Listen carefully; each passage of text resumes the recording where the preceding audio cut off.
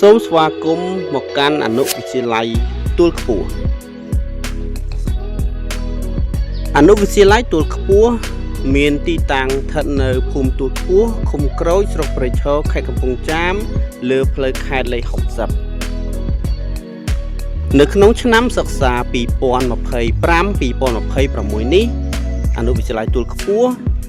មានអគារសិក្សាសរុបចំនួន4អគារដែលក្នុងនោះមានបណ្ណាល័យមួយអគារមួយបន្ទប់តែម្ដងបុគ្គលិកសិក្សាលោកគ្រូអ្នកគ្រូសរុបចំនួន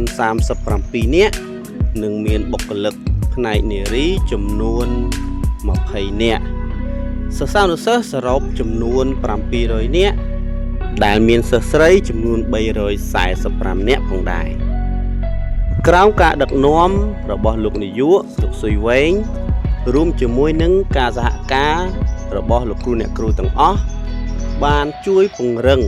វិន័យនិងការរៀននិងបង្រៀនឲ្យប្រកបទៅដោយគុណភាពដល់បងប្អូនសិស្សានុសិស្សទាំងអស់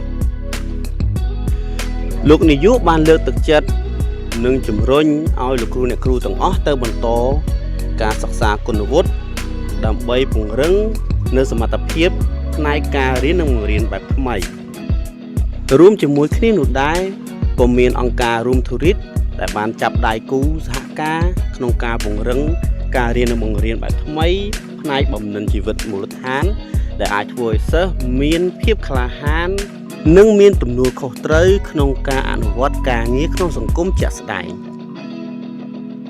ទន្ទឹមគ្នានេះការសហការជាមួយអាជ្ញាធរដែនដីនិងការសហការជាមួយ